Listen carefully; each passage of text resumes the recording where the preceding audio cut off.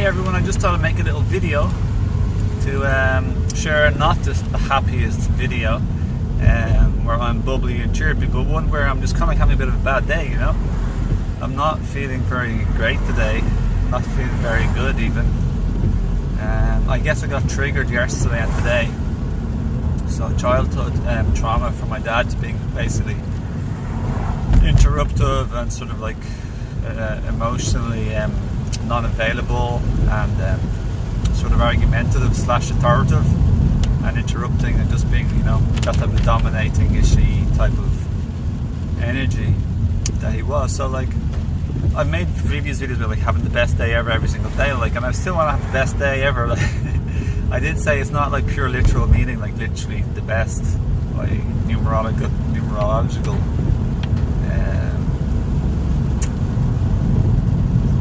measurement.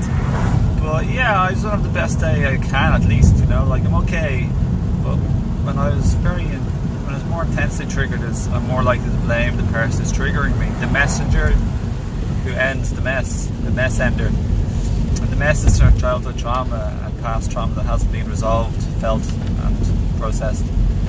So I'm just like sort of a bit more of a distant, grumpyish type of quieter mood, less talkative, but I just thought I'd make a video for a change, because usually I don't make videos when I'm not feeling good, but I just want to be like, you know, I want to be full package and honest and transparent and not pretending to be this happy. I am pretending, I never was pretending to be this happy person all the time anyway, but I want to like just clearly show like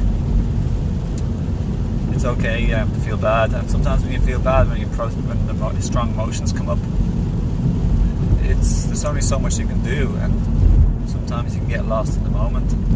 Things get out of control a little bit in a conversation, which has happened to me today and yesterday. And that's life, you know. And not to like, for me, I think it's very important not to throw a pity party, or slash play the victimhood character or the victim role, where like you act and think and feel like you're just a simple, pure victim. Because there's something very important in life is, if you want something from somebody else, like try and give that first. So if you want to be cared for or not interrupted or treated tenderly and delicately, which is the way I would like to be treated, it's nice if possible to give that first, or just to give it in general. And a lot of the time when we're upset, we don't give that. We want to either retaliate or hurt the other person back, or we just can't because we're too upset with the strong emotions, you know. So I feel like damage control comes into this too a little bit. Like, you don't want things to blow up completely, which in the past I did, but thankfully this time and yesterday it didn't. So very big improvements being made by myself and my partner. But yeah, it's a tough one not to like. It's tough for me to like snap fully out of sort of blame / possibly give out. I don't really give out exactly, but it definitely feels that way to my partner, because that's what she'd be triggered to do. But yeah, I don't really like blaming. Like, I want to take as much responsibility and accountability for my emotions as possible, and for the quality of my experience. So we can't control or change others, but we can control and change ourselves. And that's really important to remember, because we've no control to change others, but we have full control to change ourselves, as well as changing our perception, how we interpret or perceive somebody or a situation.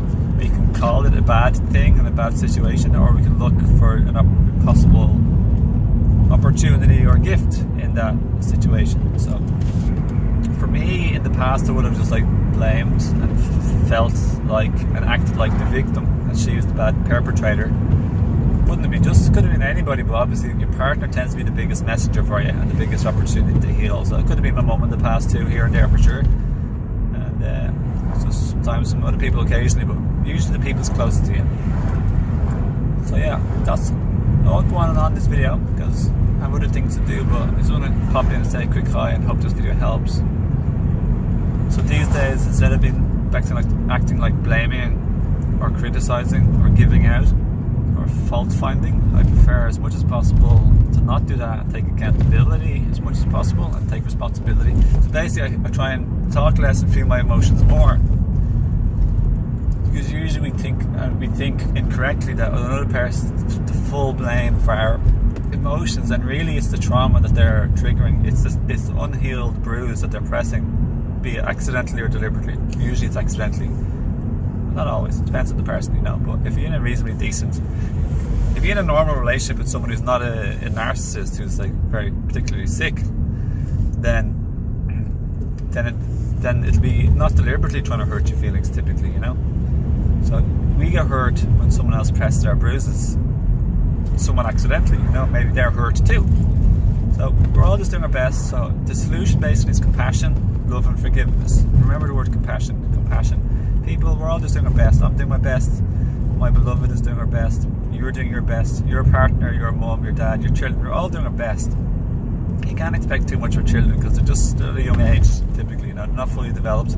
It's hard enough for us adults who are fully physiologically and brain developed, so yeah, but that's a different story.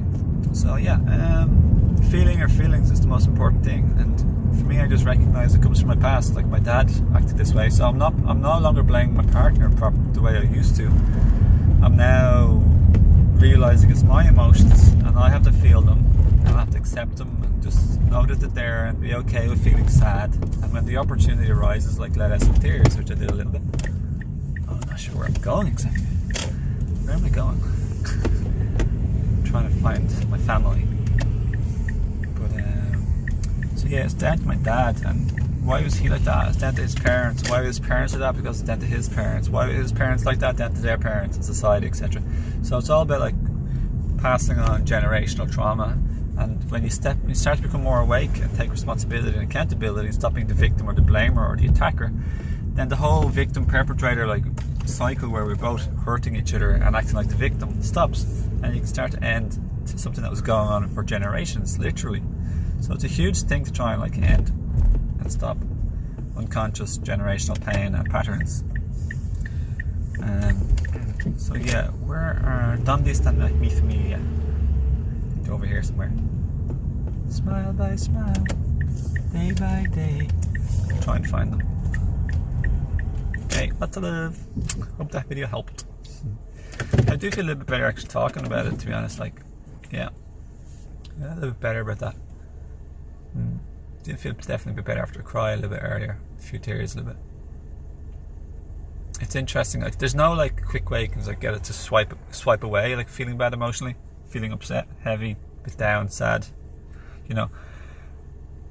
But usually there's in the past where I'd go to cooked food, like I'd have something heavy, like something big, I'd fill myself up and I'd feel a bit like sedated, you know, because other people might take other drugs or recreational drugs or whatever, something, and do other things. But I think it's very important, at least in my journey of emotional maturity, just to be okay with like speaking less, feeling more, and doing less to nothing to try and cover up my emotions. So what I had was some organic peanut butter with some dates. You know, I want just this food. I need some food anyway, so I'm just like, that's what I had. I don't think I suppressed myself. But in the past I'll be having like vegan cooked burgers and like maybe hummus or maybe potatoes or like whatever was going, you know. Yeah. So like, it's super important to be okay, make peace with feeling like crap, or feeling shitty, or feeling average, or feeling not the best. But at the same time, we can make tiny incremental changes, you know, to feeling a bit better. Music, something like a spiritual message like this video. Maybe, like I listened to a Palladian message just before this video, and they're saying like the importance of smile, move your tongue, move your lips. I want you to dance a little bit more, smile a lot more, sing a little bit more. It's Braca Goldsmith, she's wonderful, she challenged Palladians. Yeah, there's that type of stuff, you know. Or you can go out in nature is always very good. Or else I played a little bit of chess, that was a bit nice. Do something like simple, soft, easygoing. And probably when you're feeling bad, it's best not to try and get into too many more heavy conversations or the same topic. Yeah, it's best to try and like avoid that. Yeah. Okay, well, I know from the bottom of my top of my heart, I hope this video helps, and I care for you. One love, one family. You are an extension of my family, and we're all together. You know, it's better to be together, help each other out. One love, one family. The longest trip is from the head to the heart, so the heart is the solution. the biggest hurt I felt in the past was not because of what somebody did to me, but it was because of how I perceived them and how my heart felt closed towards the person whom I loved. Just remember that. That's huge. Our hurt comes from our closed heart and our perception, our blocked energy, our heaviness. So to get rid of the heaviness of the blockage, we have to just gradually get our way out of it by feeling our feelings, perceiving in a different way, like I described in this video, understanding deeper, like I described in this video,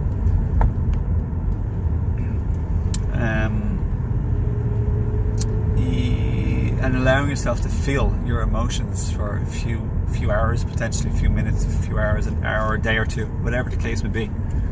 And probably just crying, probably the most harmless and simple way of letting out emotions for the most part. Yeah, so all emotions are valid. Yeah, they're okay, but we don't have to express them in a reckless way if we can, because we can't just validate any destructive behavior of an emotion. So an emotion is valid, but destructive behavior isn't necessarily valid. We don't have to wreck stuff, but at the same time, if I better go. Lots of love. Yeah. So there they are. So the point is that there's a huge, massive difference. Like, if that was not a trigger from childhood trauma that hasn't been processed and healed yet, then it's just like some person, like whatever, you feel a bit upset, you feel a bit flustered, you feel a bit bothered, you feel a bit of tension, blah blah blah, and then it goes away. You're not the happiest camper in the world, but then it just goes away. But if it's like more deeper, more intense, more pronounced, more longer lasting emotion, then that's the clear telltale sign that's from a wound from the past. Okay, so then you don't have to blame the messenger. You can resolve that yourself by feeling it and processing it and accepting and allowing it. And don't expect to be your usual normal self while you're doing this, because like physical detox, emotional detox or emotional clearing, it's a real thing, and you can't expect to be super duper happy or your normal self. And you can have compassion and patience for yourself as well as others, and just like manage it and allow yourself to heal and detox basically, or to feel and to clear. It's all good.